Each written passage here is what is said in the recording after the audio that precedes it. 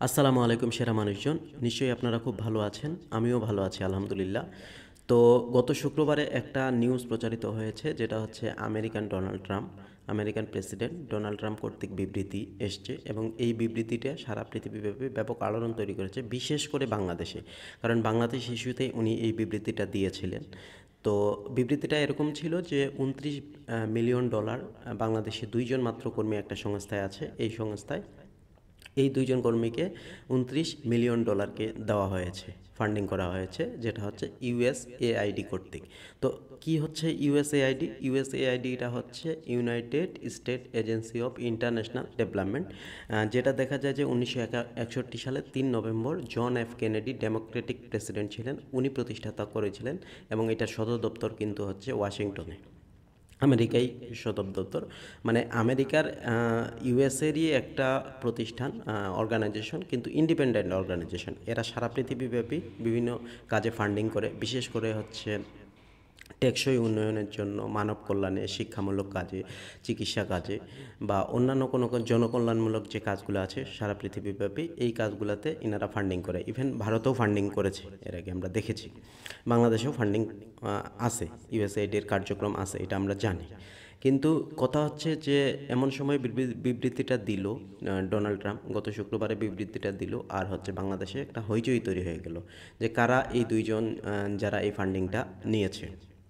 তো দেখা যায় যে মাত্র দুইজন মিলে আমেরিকার 352 কোটি টাকা মেরে দিল। মানে এই 352 কোটি টাকা প্লাস, যদি আমরা ইউএসডিটাকে কনভার্ট করি 29 মিলিয়ন ডলারকে, সো এই 352 কোটি টাকা কোথায় খরচ হলো, কীভাবে খরচ হলো, কার পিছনে খরচ হলো, আমরা কিন্তু কিছুই জানি না।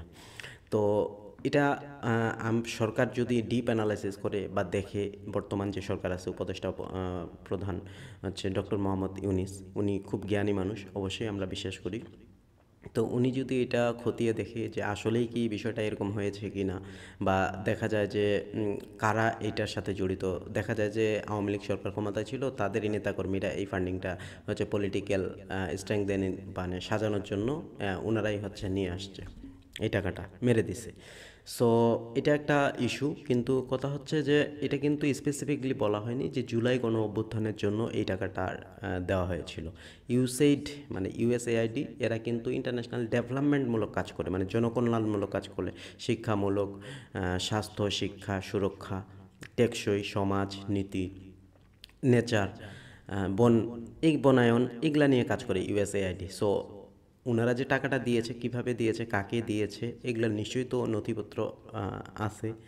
আর দ্বিতীয় যে বিষয় আছে যে বাংলাদেশে কোন সংস্থাকে দিল, আর ইউএসএআইডি তো মানে জনে জনে টাকাটা দিবে না, যে আমাকে দিল টাকা, যে ধরেন টাকা আপনি বা ডলার, এরকমভাবে তো দিবে না, নিশ্চয়ই কোনো সংস্থা থাকতে হবে, ওই সংস্থার আন্ডারে টাকাটা, ডলারটা মানে আসবে। সো এটা কিন্তু বড় চমকপ্রদ একটা খবর ছিল। আর বিষয় হচ্ছে যে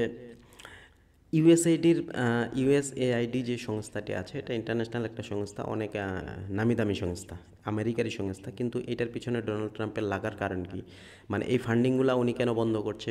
বিশেষ করে বাংলাদেশে এই ফান্ডিংগুলো বন্ধ করছে, ভারতে বন্ধ করছে। আমার যেটা ধারণা, এটা হচ্ছে যে জন এফ কেনেডি, যিনি এটার প্রতিষ্ঠাতা, উনি ছিলেন প্রার্থী ডেমোক্রেটিক একজন প্রেসিডেন্ট, এবং নামকরা একজন প্রেসিডেন্ট ছিলেন, ওনার নাম ডাক আছে, এবং এখনও মানুষজন ওনার ইতিহাস পড়ে।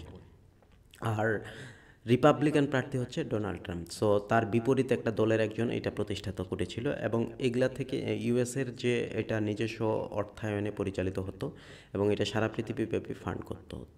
তো এটা কিন্তু কনসেন্ট্রেশন দিয়েছে ডোনাল্ড ট্রাম্প, এবং এই ফান্ডিংগুলো উনি বন্ধ করছে। বিশেষ করে দেখা যায় যে ভারতে 2012 সালে নির্বাচনে কিন্তু হচ্ছে নাকি ফান্ডিং করেছে, এবং এটা নিয়েও কিন্তু এখন আলোচনা চলছে, যদিও এর আগেও আলোচনা হয়েছিল ভারতে এটা নিয়ে, কিন্তু বর্তমানে আবার রেজ হয়েছে এই যে ডোনাল্ড ট্রাম্পের বর্তমানে ফেরত আসার, এবং এটা নিয়ে চর্চা হওয়ার ফলে নতুন করে আবার চর্চা হয়েছে। সো কারা এই দুইজন, যদি আমরা জানতে পারতাম, জাতি খুব উপকৃত হতো, আমরাও দেখতাম যে 352 কোটি টাকা, এটা তো হিউজ একটা অ্যামাউন্ট, কারা এই ফান্ডিংটা পেলো, কারা এই দুইজন, যে আমেরিকার মতো একটা এত বড় প্রতিষ্ঠান, আমেরিকার মতো দেশ, এবং আমেরিকার মতো দেশের মতো এত বড় একটা অর্গানাইজেশন ইউএসএআইডি, এই ইউএসএআইডিকে কারা ফাঁকি দিয়ে 352+ কোটি টাকা মেরে দিল, কারা বড় লোক হলো, রিচ হলো, আমরা যদি জানতে পারতাম খুব উপকৃত হতাম, মানে চোখের হচ্ছে তৃপ্তিটা মিটতো। তো এই হচ্ছে আজকের ভিডিও। আপনারা কমেন্ট করে জানাবেন যে আপনাদের কি মনে হয়, এটা আসলে কি কেউ নিয়েছে কিনা, বা এইটা কোনো সংস্থা নিয়েছে কিনা। বাংলাদেশেও তো অনেক এনজিও আছে, এই কোনো এনজিওর মাধ্যমে এসেছে কিনা, বা কিভাবে এটা আসলো। যদি আপনাদের জানা থাকে বা কোনো মতামত থাকে অবশ্যই কমেন্টে জানাবেন। দেখা হবে পরবর্তী ভিডিওতে, ততক্ষণ ভালো থাকবেন আর চ্যানেলটা অবশ্যই সাবস্ক্রাইব করবেন। আসসালামু আলাইকুম।